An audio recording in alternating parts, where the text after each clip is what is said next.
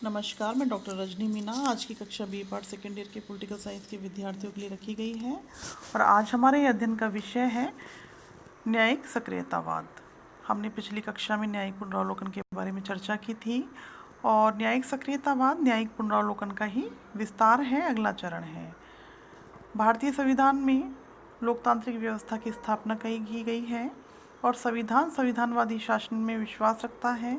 संविधानवादी शासन की मूल मान्यता है कि शासन को मर्यादित होना चाहिए और सीमित शक्तियां प्राप्त होनी चाहिए। संविधानवादी शासन की इस धारणा के अनुरूप ही भारतीय संविधान में न्यायिक पुनरावलोकन की व्यवस्था की गई थी, क्योंकि जहाँ भी कार्यपालिका और व्यवस्थापिका का मनमाना आचरण होगा वहीं पर न्यायपालिका न्यायिक पुनरावलोकन के माध्यम से उनके कार्यों को अवैध घोषित कर देगी। न्यायिक पुनरावलोकन के आधार पर न्यायपालिका ऐसे किसी भी कानून को अवैध घोषित कर सकती है जो संविधान का उल्लंघन करता है।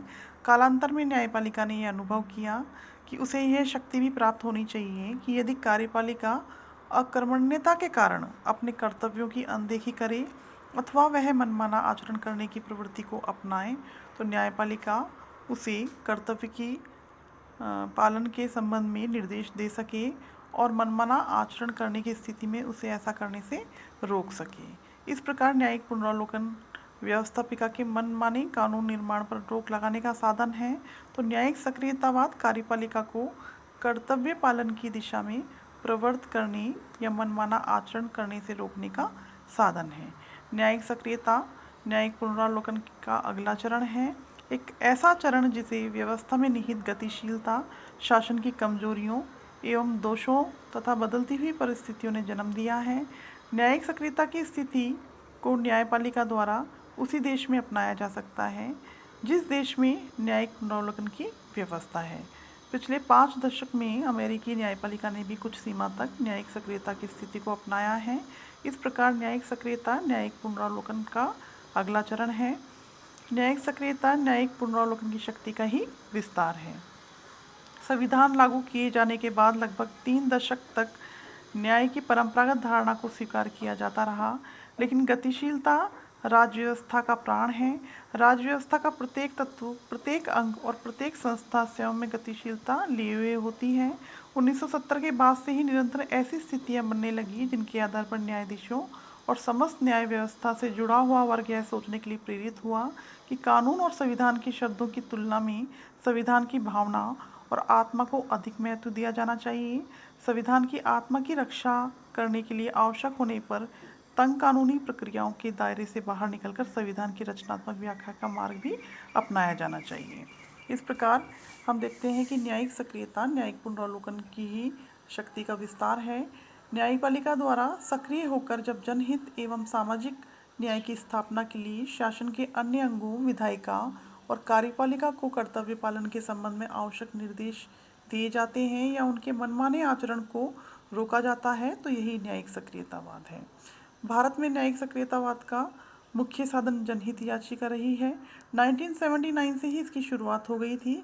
इस धारणा का परिवर्तन हुआ कि जैसे न्याय की जो परंपरागत धारणा थी उसमें जिस व्यक्ति के साथ अन्याय होता है वही न्यायालय में जाके याचिका दायर कर सकता था, किंतु न्यायिक सक्रियतावाद के अंतर्गत इस परंपरागत न्याय की धारणा में परिवर्तन आया और न्यायालय का दरवाज़ा जिस व्यक्ति के साथ अन्याय हुआ है उस पीड़ित व्यक्ति के अलावा उन लोगों की ओर से भी पीड़ित पक्ष की ओर से याचिका दायर की जा सकती है जो उस मैटर से संबंधित नहीं है या उस मामले से संबंधित नहीं है। अर्थात पीड़ित पक्ष की ओर से पीड़ित पक्ष के अलावा अन्य किसी व्यक्ति के द्वारा भी उनके हितार्थ न्यायपालिका में याचिका दायर की जा सकती है। न्यायिक सक्रियता के विविध रूप एवं मान्यता हैं। पहला, जनहितकारी अभियोगों को मान्यता। इसके तहत गरीब, असहाय, निर्बल एवं कमजोर वर्गों की तरफ से आम जनता का कोई भी आदमी न्यायालय के समक्ष वाद ला सकता है। न्यायालय अपने सारे तकनीकी और कार्यविधि संबंधी नियमों की परवाह किए बिना उसे लिखित रूप में देने मात्र से ही कार्रवाई करेगा। दूसरा, शासन की स्वेच्छाचारिता पर नियंत्रण। सर्वोच्च न्यायालय ने पूर्णतः स्पष्ट कर दिया है कि कार्यपालिका के सविवेक पर नियंत्रण किया जाना चाहिए, क्योंकि व्यवहार में ये देखा गया है कि कार्यपालिका अपनी सविवेकी शक्ति से मनमानी आचरण करता है और स्वेच्छाचारिता युक्त आचरण करता है। कानूनी न्याय के साथ साथ आर्थिक सामाजिक न्याय पर बल। न्यायिक सक्रियता के अंतर्गत संविधान की भावना को दृष्टि में रखते हुए इस विचार को अपनाया गया कि निर्बल एवं असहाय लोगों के प्रति न्यायालय का विशेष दायित्व है। किसी के द्वारा मुकदमा करने पर उस मुद्दे पर विचार करने के बजाय न्यायपालिका ने अखबार में छपी हुई खबरों को और डाक से प्राप्त शिकायतों को आधार बनाकर उन पर विचार करना शुरू कर दिया। इस तरह न्यायपालिका की यह नई भूमिका न्यायिक सक्रियता के रूप में लोकप्रिय हुई। हम कई बार देखते हैं कि न्यूज़पेपर्स में छपी हुई कुछ खबरों के आधार पर न्यायपालिका कई बार कार्यपालिका को निर्देश देती है, क्योंकि कई बार प्रशासन में सुस्ती एवं भ्रष्टाचार के कारण बहुत से निर्णय लिए जाने चाहिए किंतु नहीं लिए जाते और कहीं इस तरह की परिस्थितियां उत्पन्न होती हैं। तो ऐसे में न्यायालय स्वयं प्रेरणा से संज्ञान ले सकता है या अन्य किसी व्यक्ति के द्वारा कहीं ऐसी परिस्थितियां उत्पन्न हो गई है और याचिका दायर की जाती है तो भी न्यायालय इस मुद्दे पर संज्ञान ले सकते हैं।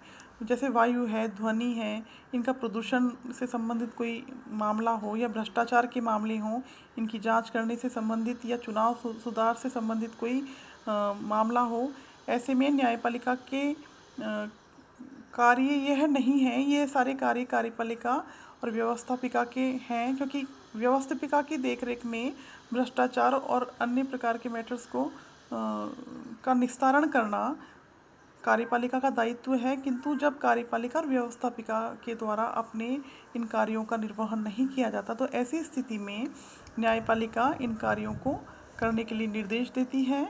और लोकतांत्रिक शासन का आधार यह है कि सरकार का हर अंग एक दूसरे की शक्तियों और क्षेत्राधिकार का सम्मान करें और एक दूसरे के कार्यों में हस्तक्षेप ना करें।